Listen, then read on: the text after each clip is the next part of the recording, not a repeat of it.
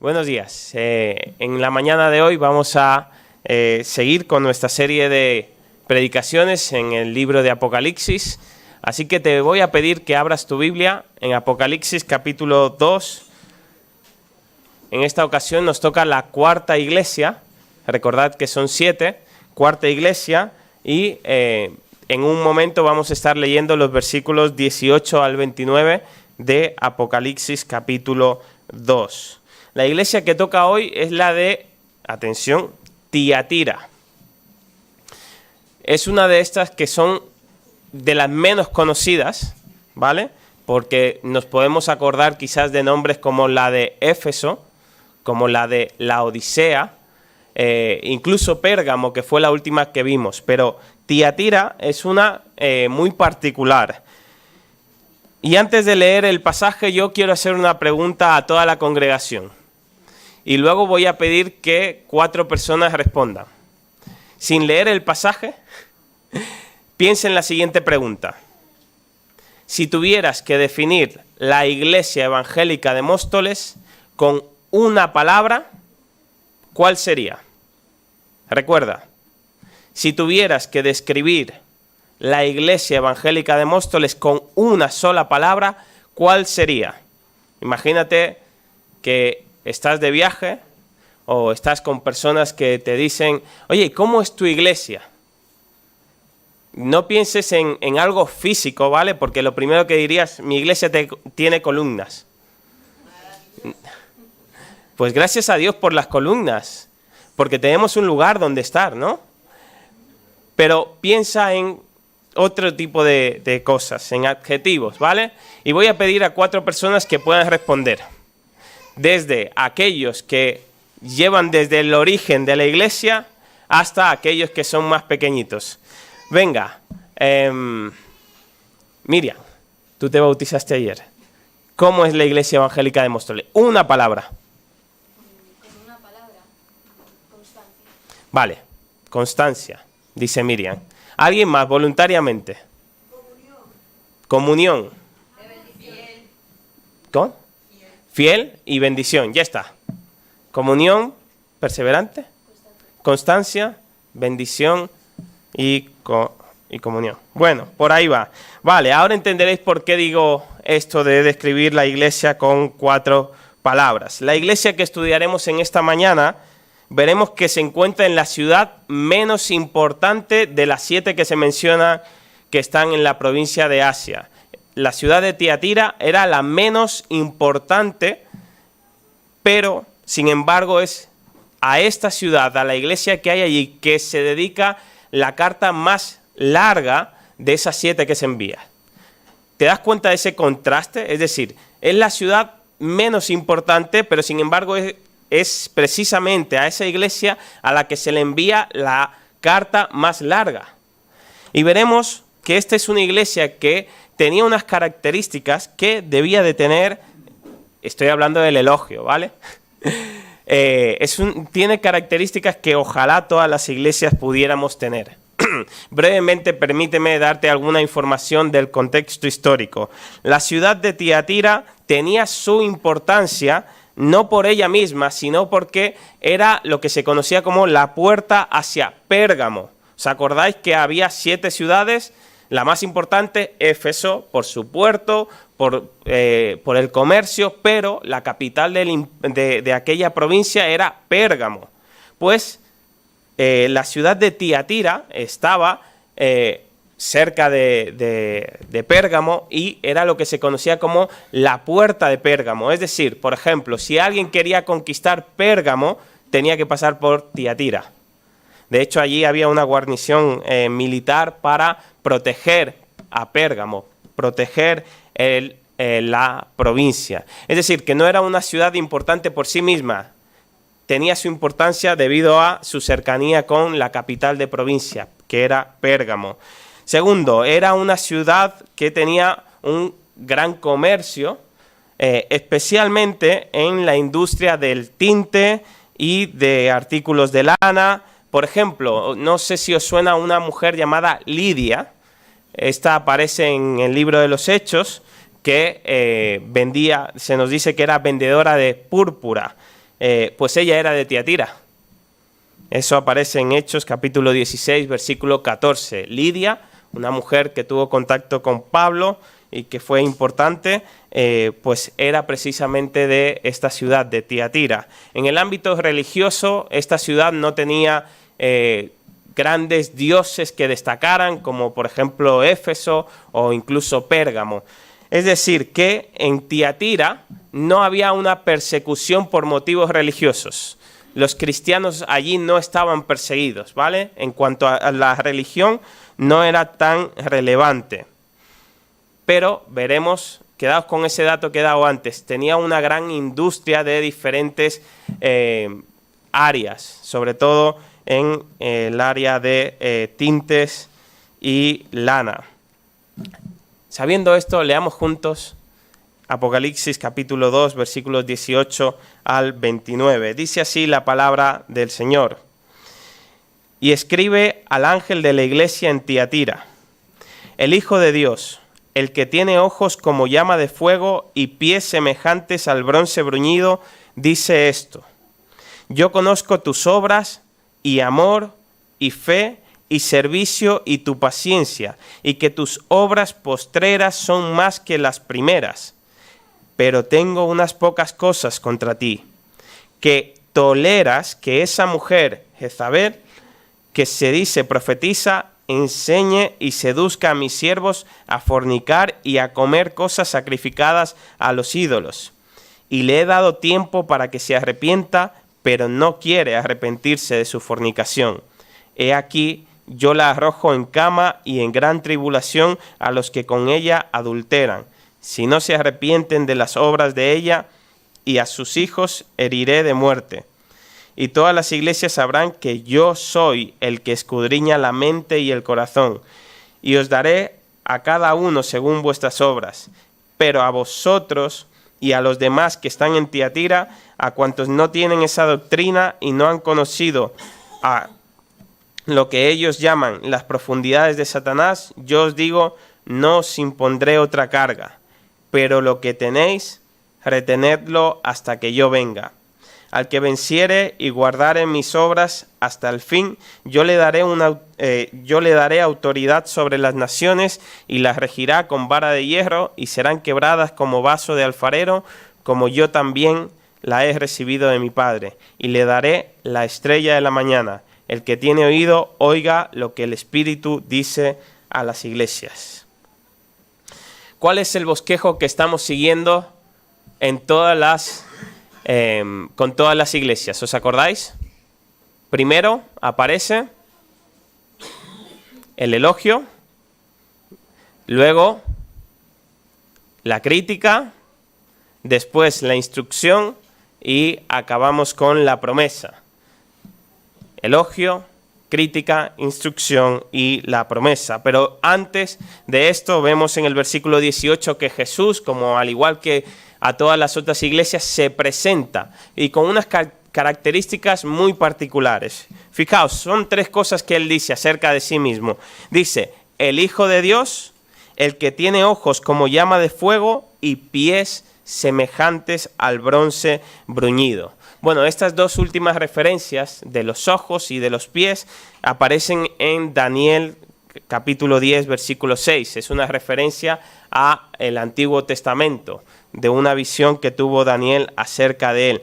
Ahora, cuando Jesús se presenta de una manera, siempre esas características tienen que ver con el estado de la iglesia. Y entonces, ¿por qué Jesús se presenta como esa persona que tiene ojos como llamas de fuego? Y también como un material como el bronce en sus pies. Bueno, dice un comentarista que esos ojos flameantes ven a través de toda falsedad e hipocresía. En las Escrituras, el bronce a menudo simboliza el juicio. Ya veréis que Jesús se va a presentar con estas características que denotan un cierto juicio hacia la iglesia, porque la iglesia tenía un grave error. Esta iglesia estaba en la ciudad menos importante, pero el error que tenía era bastante grande e importante. Así que preparaos cuando lleguemos a la crítica. Pero antes, el elogio. Versículo 19. Si nos fijamos en este versículo, aparecen 4 características acerca de esta iglesia. 4 características que describen esta iglesia. Les dice, pero esto se lo dice a todas, yo conozco tus obras. ¿Os acordáis? Aparecen todas. Yo conozco tus obras, yo sé cómo eres, yo sé lo que haces. Yo soy el Señor de la iglesia y sé lo que pasa en mi iglesia. ¿Y qué es lo que sucedía en la iglesia en Tiatira? Dice 4 cosas. Dice, primero, amor.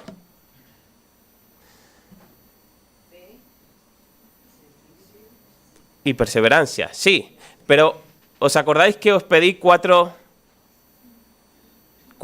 palabras que definieran nuestra iglesia? Pues fijaos cuáles son las 4 palabras con las que Jesús define a la iglesia de Tiatira. Primera, amor. Dijimos aquí una iglesia amorosa, hemos dicho, no surgió. Bueno, quizás si hubiésemos dado más oportunidad hubiese salido, ¿verdad? Pero fijaos, amor, ese vínculo que lo une todo, que hace que sin conocer a alguien, cuando viene alguien de visita, puedas darle la bienvenida, puedas darle un abrazo y le hagas sentir como parte de la familia. Le hagas sentir como que pertenece siempre aquí. Y me darían ganas de, si hay una visita entre nosotros, luego de salir, decirle, ¿has sentido que esto es una iglesia amorosa? ¿Te han dado amor? ¿Has sentido amor de parte de la iglesia hoy? Porque, fijaos, lo que demostrará que en esta iglesia hay personas que son discípulos de Cristo, no es la doctrina solamente, porque Jesús dijo, en esto conocerán todos que sois mis discípulos. ¿Cómo?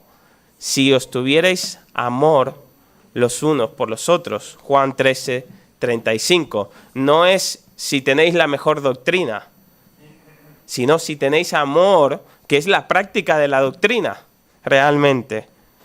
Luego, describe a la iglesia de Tiatira con la palabra fe. Pero esa palabra también se puede traducir por fidelidad. Era una iglesia fiel, una iglesia con fe, una iglesia que tenía esa fe en el Señor Jesucristo como ese objeto de la fe, pero que la movía a hacer obras. ¿Ha salido la palabra fidelidad? Sí que ha salido, ¿no? Pues una iglesia fiel que ha perseverado a lo largo de los años y no ha desaparecido. Hay ocasiones donde, ¿cuántas iglesias hay en Móstoles? 30. 5 años después, ¿cuántas hay? 10.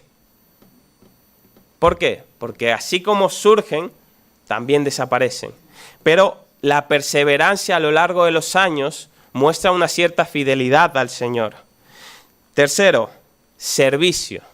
Era una iglesia en la cual se servían unos a otros.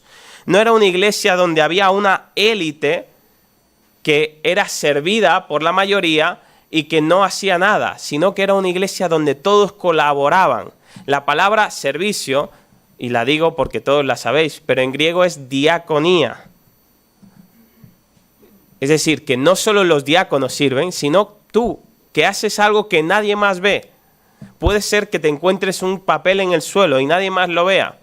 Y tú puedas pensar, voy a cambiar el ejemplo, porque va a ser, para que me entendáis, cuando estaba en el seminario hacíamos tareas para el edificio, etcétera, de limpieza. Y en una ocasión fue un poco chocante porque nos tocaba limpiar pues las puertas, y en una ocasión a quien le tocaba limpiar las puertas, el pomo no lo había limpiado, tenía polvo o había habido una tormenta, se había ensuciado, ¿vale?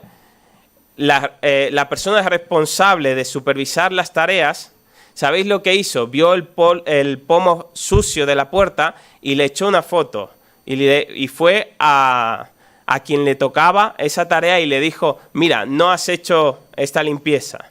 Y la pregunta es, ¿qué es más fácil? ¿Hacer una foto y luego decírselo o limpiarlo tú un momento y dejarlo pasar. Otra cosa es que cada vez suceda eso, ¿verdad? Pero, ¿tanto cuesta limpiar un pomo? Ahora voy. Si hay algo sucio en la iglesia, si hay un papel, ¿qué vamos a pensar? No, hay una persona que es responsable de limpiar. Pues límpialo, hermano, hermana. Ayudémonos, sirvámonos unos a otros. En eso consiste el amor, en eso consiste el servicio, en servirnos unos a otros. Y por último, perseverancia. He cambiado la palabra porque en la Reina Valera aparece paciencia.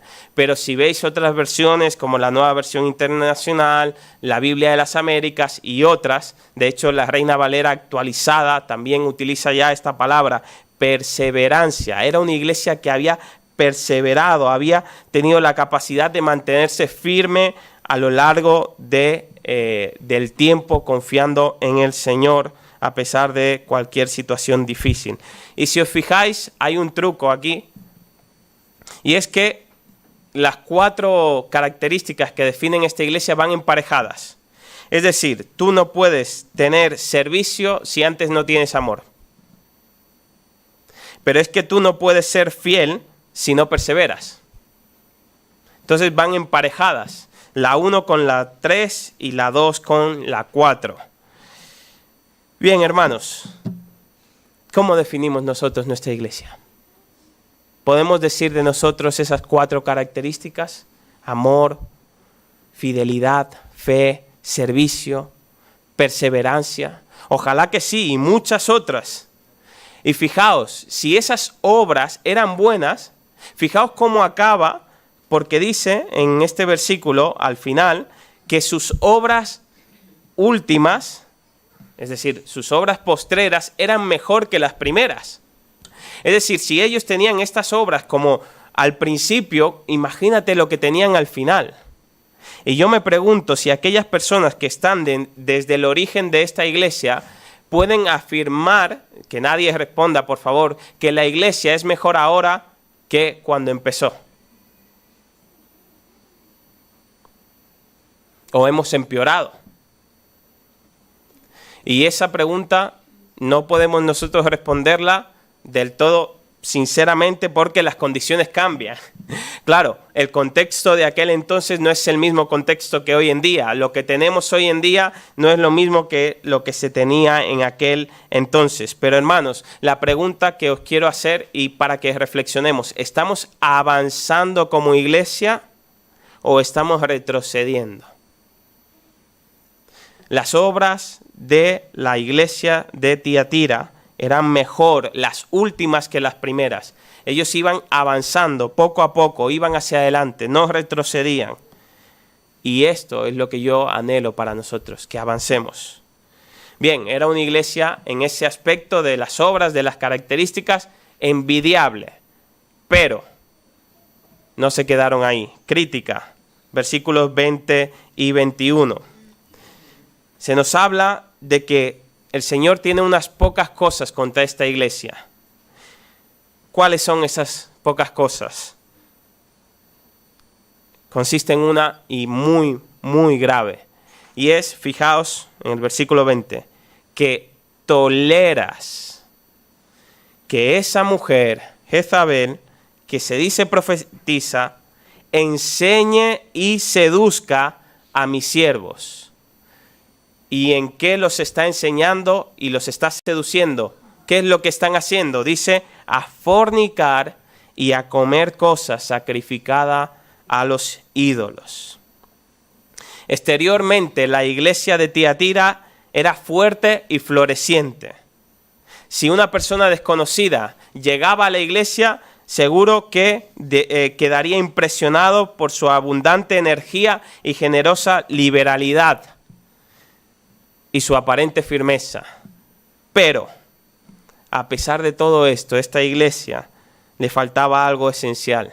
¿Cuál era el problema de la iglesia de Tiatira? Que toleraba y participaba en el mal. Mirad, una cosa es que en la iglesia esté sucediendo algo malo y que nadie lo sepa. Y otra cosa muy diferente es que alguien públicamente esté haciendo algo malo y que anime a otros a participar y los demás no hagamos nada. Es más, con nuestro silencio, ¿habéis escuchado alguna vez el refrán, el que calla, otorga? Si tú no impides que alguien haga algo malo, en cierta manera, estás participando. Al menos en cuanto a esta iglesia lo vemos muy claramente. Se nos dice que hay una mujer llamada Jezabel, y ahora, sorpresa, no se llamaba así.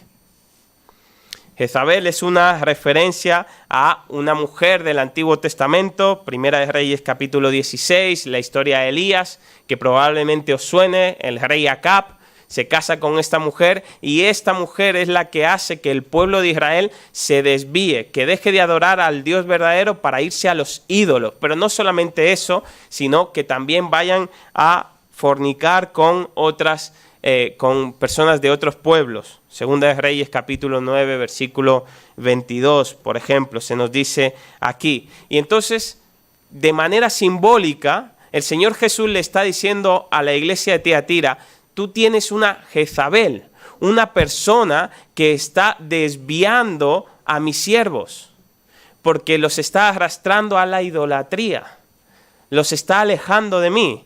¿Os acordáis que lo dice de dos formas? Primero, a fornicar, a participar de relaciones sexuales sin estar casados, las orgías que había en los templos, por ejemplo, y a comer de las cosas sacrificadas a los ídolos. ¿Os acordáis que os dije que una de las cosas importantes de Tiatira era que era un centro comercial donde, por ejemplo, la lana o los tintes eran muy importantes? Bueno, allí habían lo que se suele llamar gremios profesionales, de agrupaciones comerciales, y lo que sucedía era que cada X tiempo estos gremios, si tú tenías un negocio, tenías que estar, digamos, lo que hoy en día sería un sindicato o una asociación de comerciantes de Móstoles. ¿Os suena algo así?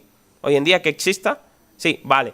Que agrupa este tipo de negocios. Pues allí ya existía. Y si tú tenías un negocio, tenías que estar dentro de estos gremios para poder comerciar. Ahora, ¿cuál era el problema de estos gremios? Que organizaban comidas en las cuales tenían que participar, y esas comidas terminaban siendo ofrecidas a los dioses, comida que luego se comerían.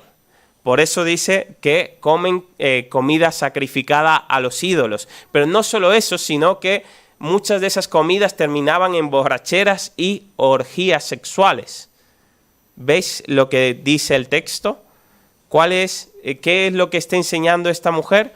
A fornicar y a comer comida sacrificada a los ídolos. Es decir, que esta mujer llega a la iglesia y les dice, no pasa nada por participar en los gremios, por estar en esas comidas. Total, esta es la sociedad en la que vivimos, ¿no? ¿Qué vas a hacer? ¿Un bicho raro? ¿Os suena algo así hoy en día? Nuestra sociedad que nos dice, tienes que pasar por el aro, o si no, no te dejo comerciar. Hoy en día aún no hemos llegado a ese punto, pero ¿cuántos os acordáis en Estados Unidos una pastelería famosa, un caso porque una pareja vino para que le hicieran un pastel, no quiso hacerle el pastel y ¿qué sucedió? Le amenazaron con cerrarle. Podemos hablar de si estamos o no de acuerdo en cómo sucedió, pero hoy en día tenemos una presión muy fuerte en nuestra sociedad de o haces lo que te digo o te cierro la iglesia, o te cierro el negocio, o te pongo multas, o te meto en la cárcel. ¿Hasta dónde llegaremos? Pues no lo sé. Pero tenemos la protección de nuestro Dios. Pero cuidado con sucumbir a las tentaciones del mundo. Cuidado con las personas que te digan, no pasa nada por hacer lo que todo el mundo hace. Por cierto, abro un paréntesis muy sencillo. He escuchado en alguna ocasión decir, la mujer no puede predicar, no puede enseñar porque mira, y te ponen este texto aquí de Jezabel, que engañaba, falsa profetisa, y yo digo, ¿que no aparecen en la Biblia falsos profetas, hombres? Y entonces, coges uno pero no el otro. Cierro paréntesis, ¿vale? Solo lo digo como apunte, porque a veces vemos un ejemplo muy extremo de un hombre o de una mujer y lo cogemos para todo. ¿Qué haremos la iglesia hoy en día con el pecado? Palabra que no gusta nada a nuestra sociedad. ¿Vamos a sucumbir ante lo que nos dicen? ¿Vamos a adaptarnos? ¿Vamos a dejar de llamar pecado a lo que Dios llama pecado? Por ejemplo, el sexo fuera del matrimonio. Si estás casado con otra y tienes sexo con otra persona, ya no se le llama adulterio. Ahora se le llama aventura. Y aquí pido comprensión, sin ánimo de querer hacer connotaciones políticas, pero esto es que me sorprendió mucho y tiene mucha relevancia para nuestra sociedad. Parece ser que ya no se miente, ahora se rectifica. Yo me he quedado de piedra. O sea, yo creo que son dos cosas muy diferentes, ¿vale? Pero yo creo que podríamos seguir poniendo muchos ejemplos, los cuales todos se definen con Isaías 5:20, donde dice, a lo malo dicen bueno y a lo bueno dicen malo. ¿Qué manda el Señor? ¿Qué manda el Señor que haga la iglesia en Tiatira? La instrucción, versículos 22 al 25. Le advierte, y hay dos grupos muy separados. Esta advertencia va para dos grupos muy separados. Versículos 22 al 23 son para los del grupo, permitidme llamarlo así, de Jezabel. Y luego los versículos 24 al 25 es para un grupo de la iglesia que permanecía fiel al Señor. Veamos lo primero que le dice, versículos 22 y 23. Aquí les dice que hay un castigo que es inminente. Primero, hay una enfermedad. Dice, yo la arrojo en cama y en gran tribulación a los que con ella adulteran. El Señor, si sus hijos en la iglesia no ponen orden, créeme que el Señor pondrá orden. De alguna manera u otra, el Señor es el Señor de la iglesia y Él pone todas las cosas en orden. Y le advierte, hay una enfermedad que vendrá, arrojaré a esta mujer en cama y en gran tribulación a los que con ella adulteran. Pero por otro lado, también muerte. Dice, y a sus hijos heriré de muerte. Ahora, la mayoría de comentaristas aquí opinan que son hijos en el sentido espiritual, es decir, los seguidores de esta persona, ¿vale? No hijos físicos. Una advertencia bastante fuerte. Pero, ¿por qué? ¿Por qué tenía que ser así? Porque dice el Señor, de esta manera todas las iglesias sabrán que yo soy el que escudriña la mente y el corazón. Mirad, no nos podemos engañar. Puedes engañarme a mí como pastor, decirme que vives la vida más santa de todo el mundo, o a la iglesia, pero al Señor nunca lo engañarás. Yo os puedo engañar a vosotros, pero al Señor nadie lo engaña. Y Él dice al final del versículo 23, os daré a cada uno según vuestras obras. Hay una retribución para cada persona según lo que haga. Eso es una realidad. El pecado tiene consecuencias. Si tomas el coche después de haber bebido y tienes un accidente, sufrirás las consecuencias de tu pecado. Si eres un mentiroso compulsivo, la gente no va a confiar en ti. Son las consecuencias de tus actos. Ahora, eso es la advertencia para el grupo de Jezabel. Y al otro grupo, ¿qué les pide el Señor?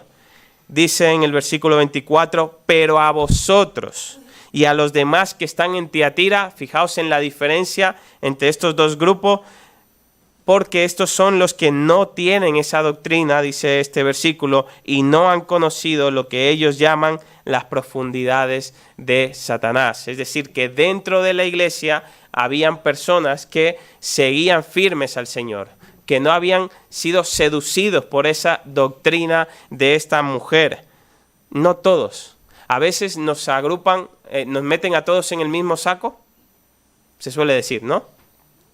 Una iglesia evangélica hace algo malo, todas las iglesias evangélicas son así, de repente, ¿no? Y bueno, no hace falta irse muy lejos para recordar el último episodio de cuando nos pusieron en la diana a todas las iglesias evangélicas, en la diana pública, ¿no?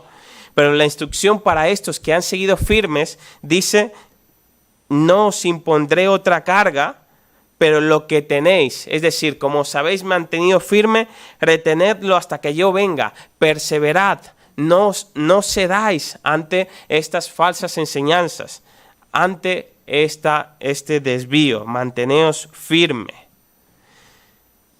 ¿Y qué promesa les da a aquellos que siguen firmes al Señor o que se arrepienten? Por cierto, ¿os habéis fijado que incluso a esta mujer el Señor le da la oportunidad de arrepentirse? Es decir, dice el versículo...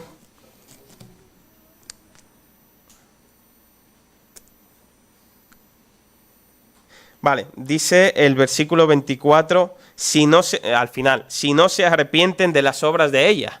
Es decir, que aún ahí hay tiempo para arrepentirse, pero también en el versículo 21 dice que le había dado tiempo para que se arrepintiera esta mujer, pero no ha querido.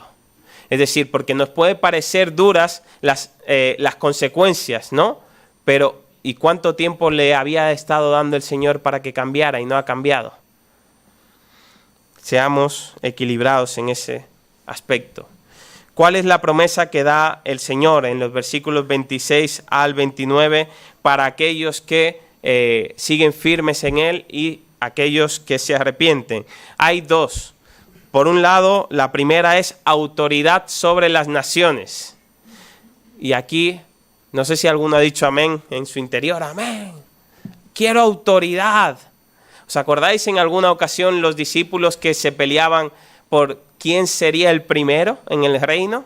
Es decir, como quién sería el primer ministro o cómo se repartirían las diferentes funciones.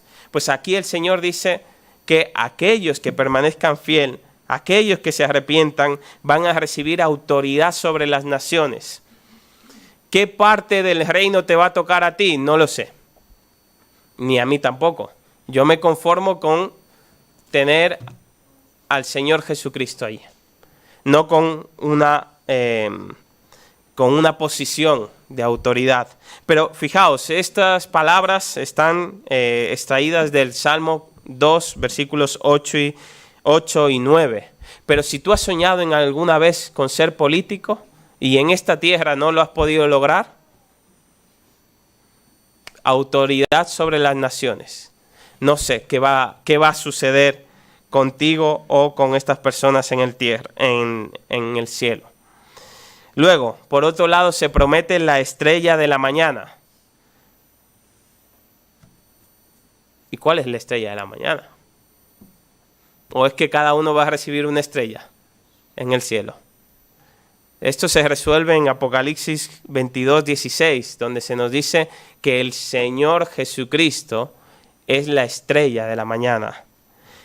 ¿Y qué significa esto? ¿Que cada uno vamos a tener un pedacito del Señor Jesucristo? ¿O que cada uno va a tener a un Jesucristo en el cielo? No, querido hermano, querida hermana. Lo que significa es, como dice un comentarista, la mayor recompensa que cualquier cristiano victorioso puede recibir es Cristo mismo. Su presencia será el cielo en su más alta gloria. La presencia de Cristo, esa es la mayor recompensa que vamos a poder tener. ¿Qué aprendemos nosotros de la iglesia de Tiatira? ¿Acaso es todo malo? No os he dicho el título que puse, por cierto, ¿no? ¿Sabéis qué títulos encontré por ahí? Tiatira, la iglesia corrupta. Porque por dentro ya veis que había una gran parte de la iglesia que había sido corrompida. ¿Sabéis qué título le pongo yo? Tiatira, la iglesia que termina mejor que como empezó. O que terminó mejor que como empezó. Me quedo con esa parte buena, hermanos.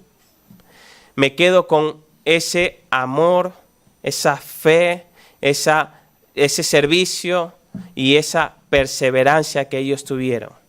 Es lo que yo anhelo para la iglesia, para que podamos seguir avanzando, para que podamos seguir creciendo en el Señor, para que cuando la siguiente generación tome el relevo puedan decir: queremos hacer la iglesia mejor que como nos la han dejado los que nos han precedido.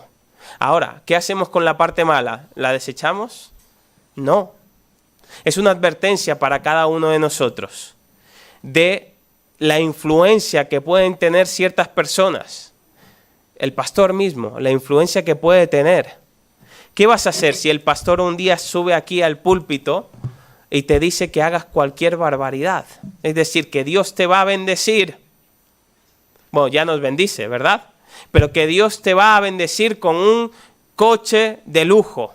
Que Dios te va a bendecir con la mujer o el hombre más precioso del mundo. Solo a Cristina se lo ha dado eso. Lo siento por las demás. Hermanos, ¿qué vamos a hacer cuando alguien en el púlpito o en un estudio bíblico o en cualquier lugar dice auténticas barbaridades? Aquí aprendemos. ¿Os acordáis las palabras que utiliza el Señor con los que fueron seducidos? Dice que toleras. Es decir, la iglesia toleró a estas personas, les permitió, participó de esas malas enseñanzas. Y es aquí cuando yo os digo, si yo mismo o cualquier otra persona está enseñando y dice auténticas barbaridades, enseñémosle la Biblia. Porque esta es nuestra única autoridad, no el pastor, no los diáconos, no los ancianos. Tenemos cierta autoridad, sí, pero estamos por debajo de la palabra. Si yo te digo una cosa y la Biblia dice otra, quédate con lo que la palabra te diga. No te dejes desviar. Sigue firme en el Señor. Él es tu Salvador. Yo te puedo fallar, pero la palabra es lo que te va a mantener firme en tu fe. Es la única que te garantiza que tú puedas acabar mejor de cómo empezaste. Pues es lo que yo anhelo para esta iglesia, hermanos. Y vamos a pedirle al Señor que nos permita tenerlo en oración.